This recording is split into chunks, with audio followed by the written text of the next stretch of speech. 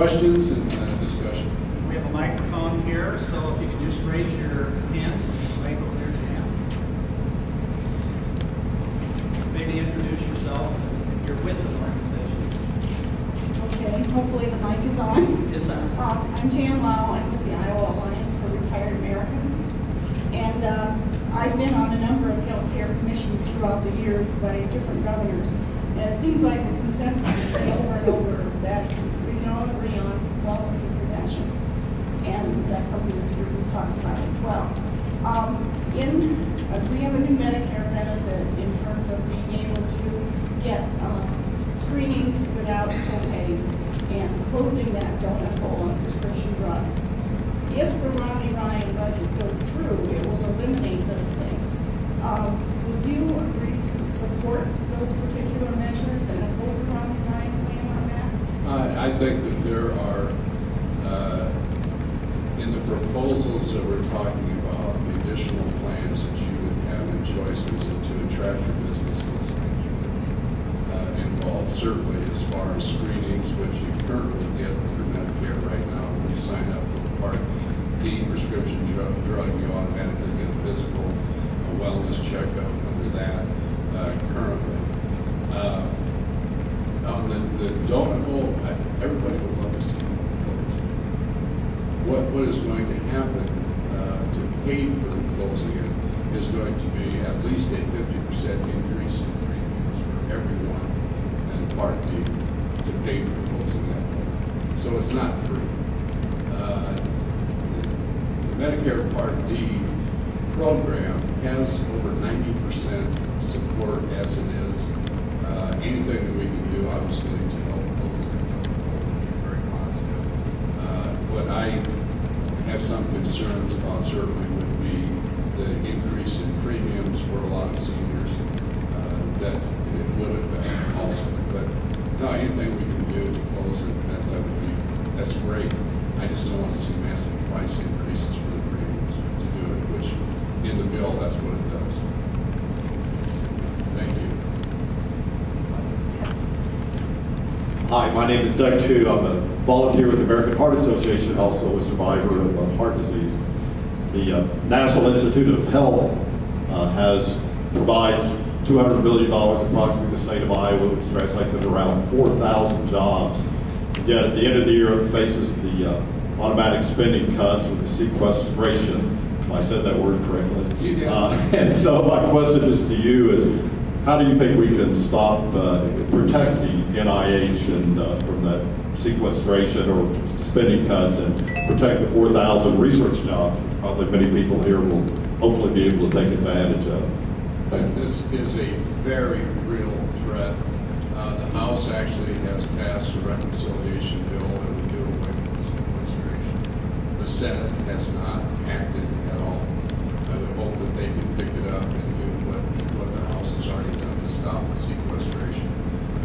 But if you're not familiar what this is from the budget ceiling bill last year, the agreement was that if the super committee could not come to resolution that there would be $1.2 trillion of cuts, half of which come from security accounts such as defense, homeland security, FBI, and the other half would come about $600 billion over 10 years to other discretionary accounts such as funding for the NIH, such as your education programs, and all across the board. And because of the exemption of some of the entitlements, it weighs more heavily than ever on exactly what you're talking about. So it would be my hope that the Senate would actually act over there.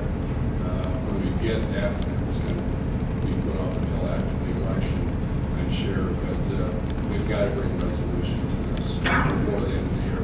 January 2nd is actually when the sequestration goes into effect.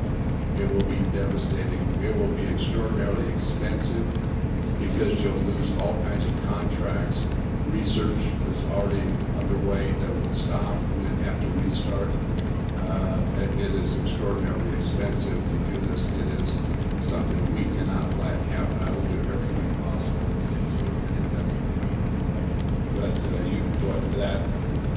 That is the largest immediate threat to health research, to education, to every other program that's out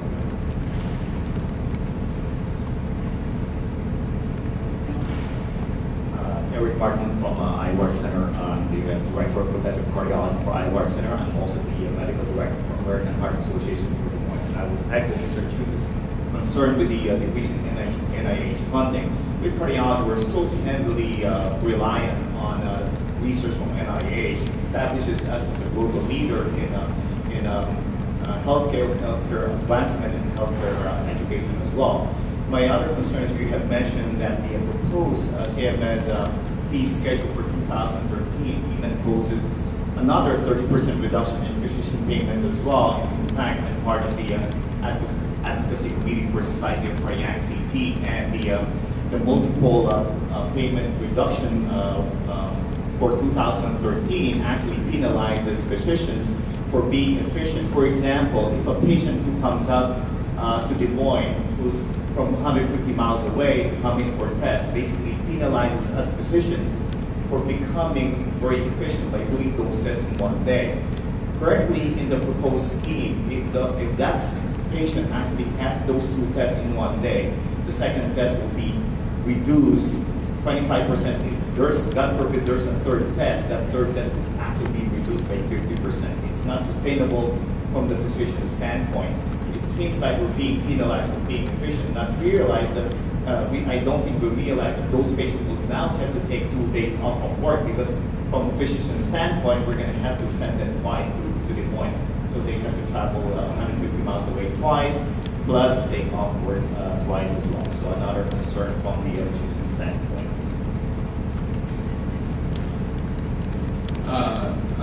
Let me just, this is why you should be making a lot of these decisions, rather than people in Washington that have no clue what happens in the real world. I mean, it is, to me, I have medical professionals, doctors, nurses, come in my office all the time. And to me, it is one of the most degrading things I've ever seen. These are true professional, extraordinarily highly educated people who have to come to Washington and beg for their life. It's wrong. That's why you ought to be in charge of this, and you understand where the savings can be had. And it's, regulations like that make absolutely no sense. But if you're sitting in an ivory tower in Washington someplace writing these regs, maybe somehow they think that that's going to save something. With no regard as far as the consequences to individuals themselves and what it costs them.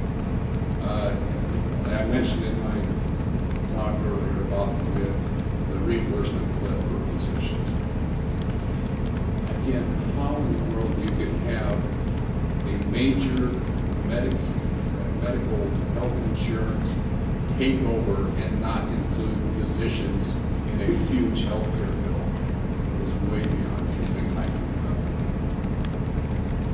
It's because, including student loans, the takeover of student loans, because you get $80 billion in credit, and not including physicians in the healthcare bill, because they would have to come up with another $232 billion. Now it's $300 billion over 10 years. I mean, how many years do we have to go through this? That physicians come in and beg not to be cut by 20, 25, now up to 30% at the end of the year. Yes, sir. The reality of it is that we have mentioned that a lot of practices are closing down. And for those practices who often stay in practice, we have sold out to healthcare systems just to survive. And for those people as well who don't want to be bought in by healthcare systems, what ends up happening is they end up closing ancillary services like preventive cardiology, heart failure clinics, community management, which are very essential to the way we practice cardiology nowadays. So they're cutting back those services, which are very essential